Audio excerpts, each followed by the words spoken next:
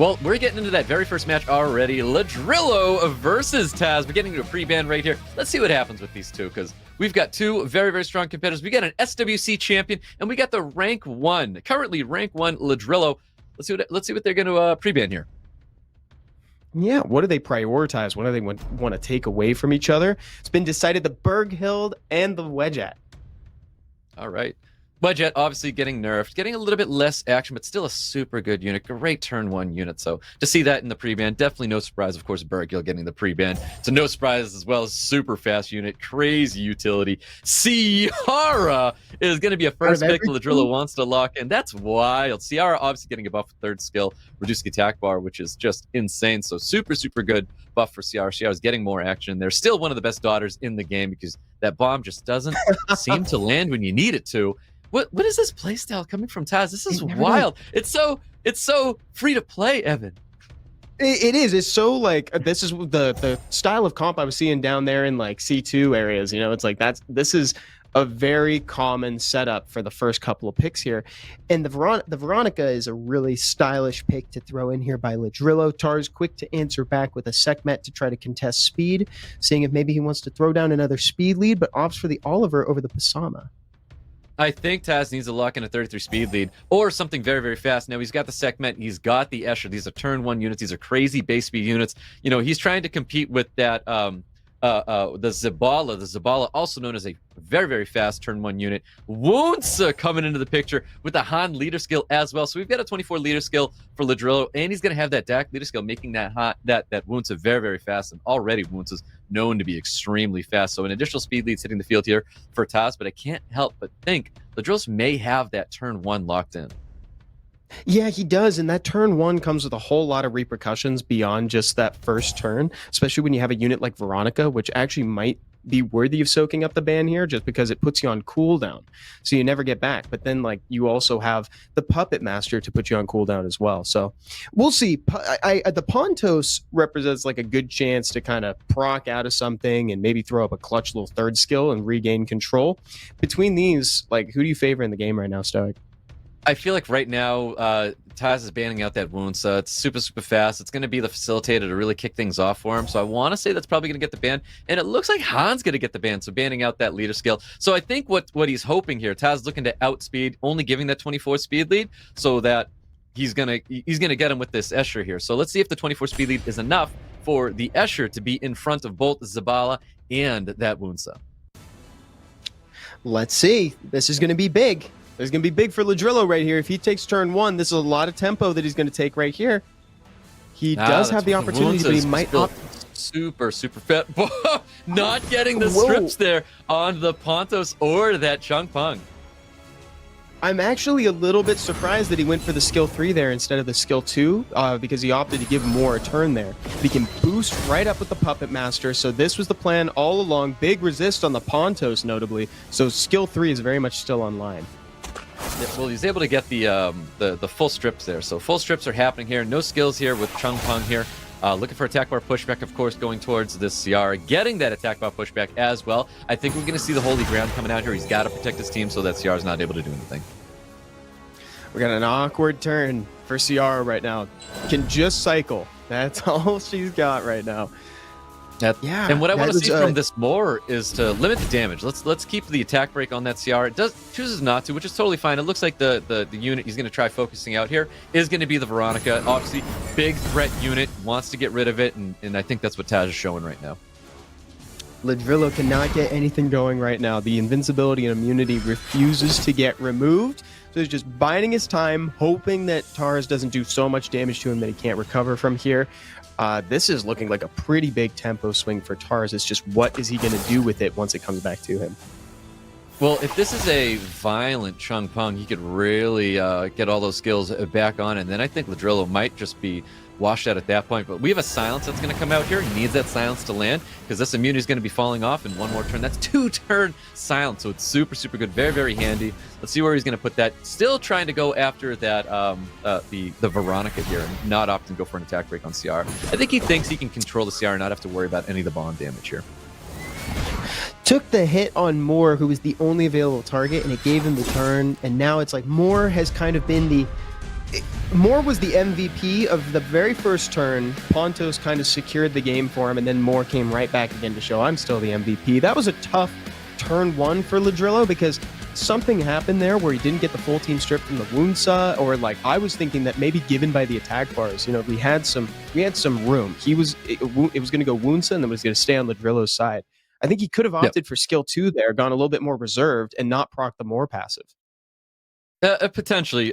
So I think if all the stats lined up for LADRILLO there, we would have had the full team strip from the Wounsa. Right after the Wounsa, we would have had the full reset coming out of the Veronica. And Veronica was able to strip and reset that Chung Pung, but not the Pontos. If it had landed on the Pontos, we'd be singing a different tune right now. Seara would have taken advantage of Taz, and I think that would have been game right there. But you know what? It didn't work out well for LADRILLO there. Taz ended up taking that victory there. I do like that focus that he was trying to put onto that onto the Veronica.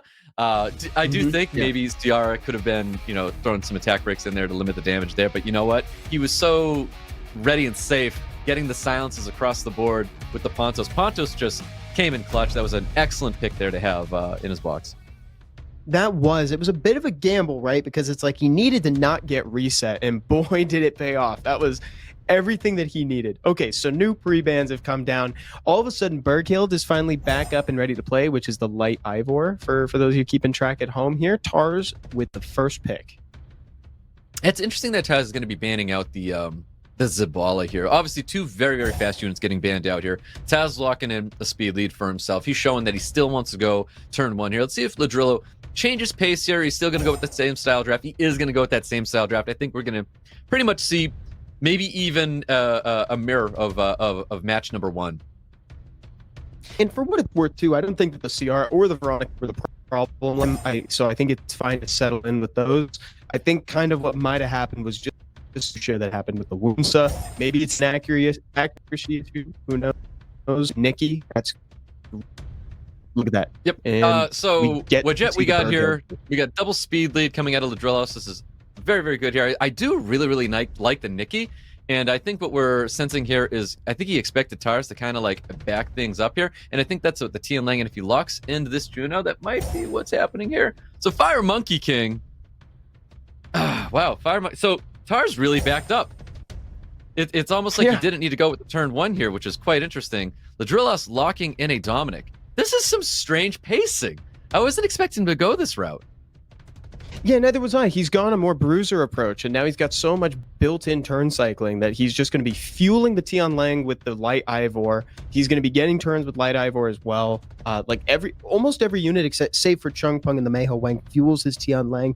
Meanwhile, over on LADRILLO over there, the Wedja is really perfect for this draft too. No speed leads available. Oh, excuse me. Wedja has the speed lead for LADRILLO. So he's probably going to take turn one, get some resets in. Let's see if the Veronica can be consistent here. We're looking for a full team strip. Chung Pung basically being that main foe. Resistance on the Chung Pung once again. That's huge. I feel like maybe that turn one might have been the nail in the coffin, to be honest with you. Like keeping back that Chung Pung, super, super important. There's only one immunity left on top of that Nikki. If Chung Pung misses, LADRILLO can, cut back from this. We'll see what happens. Beautiful additional damage coming out of that Nikki.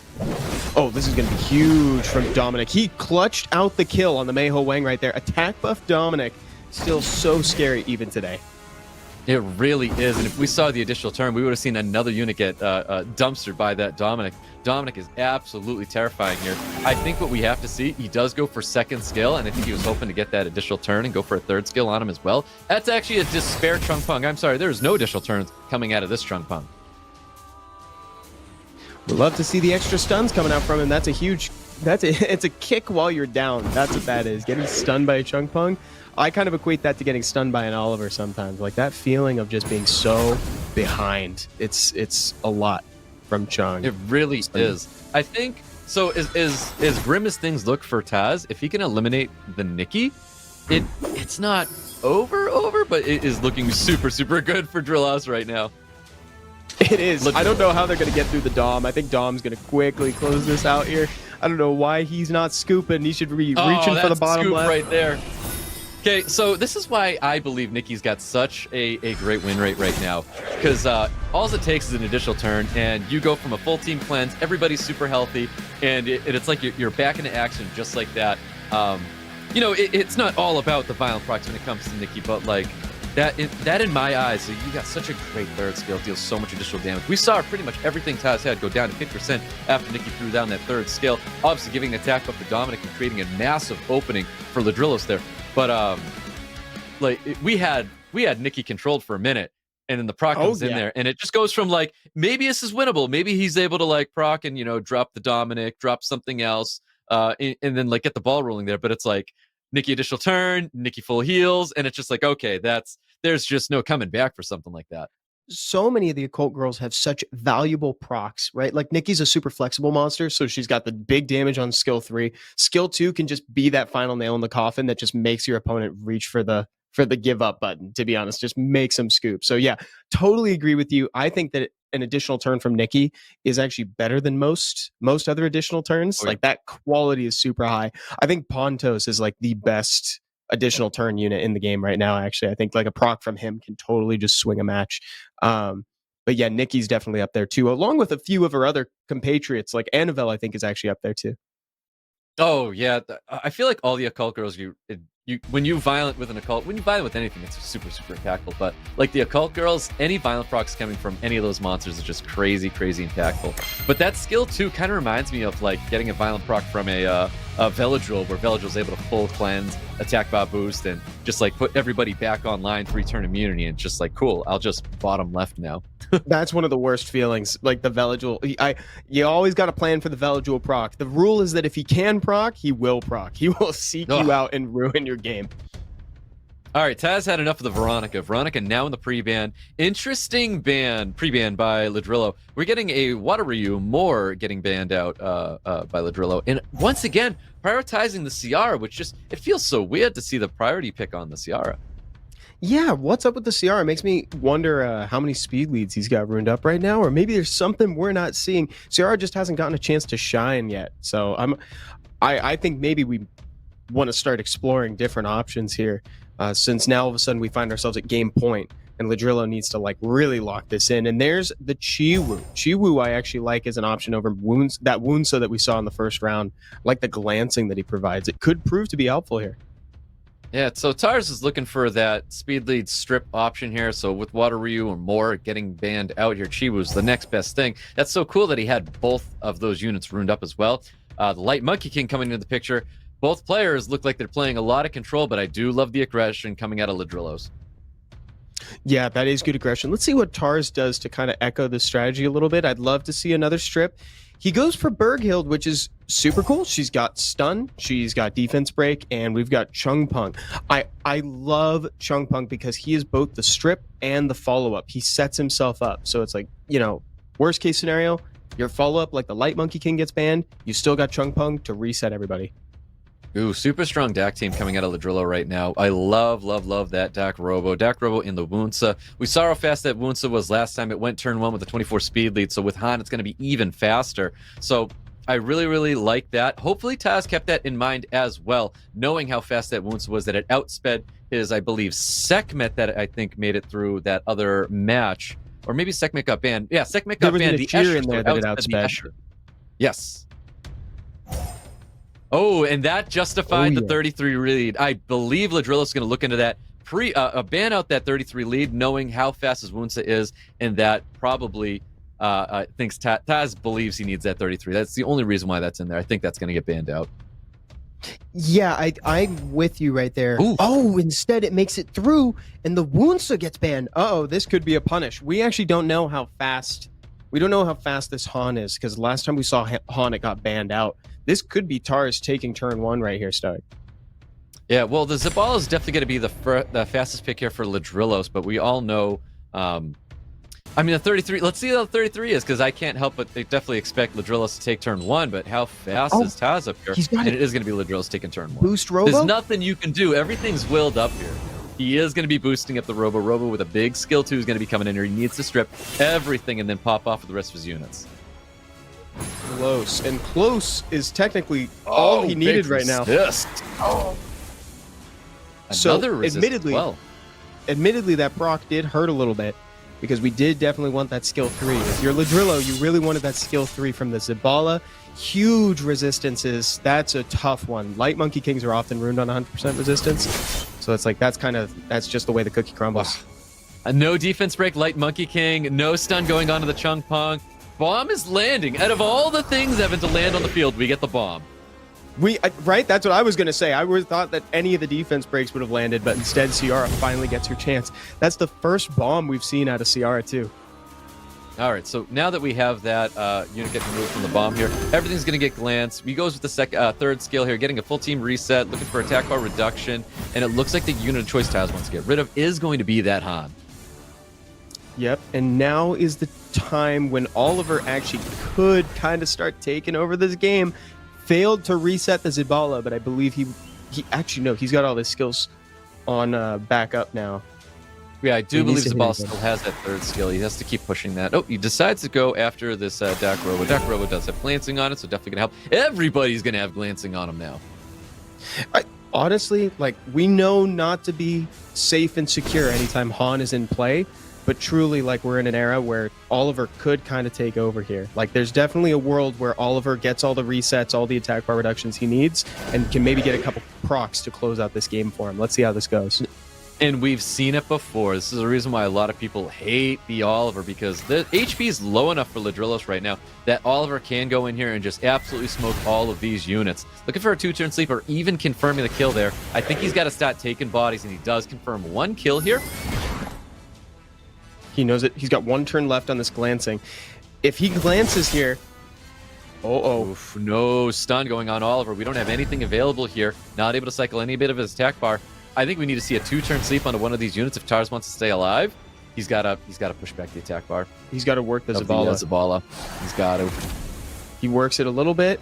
Got the increase, but that does mean that Zibala is now out of defense break. Han's got it. Yeah, that's it. Yeah, Han has it. That's great. LADRILLO now moves forward from the semifinals and becomes our first finalist for the night. Yep, so this is our rank 1 player this season, doing very, very well up against the previous SWC champion, but he has an SWC victory under his belt there, TARS, so well done, LADRILLO. So that was a very, very good match there.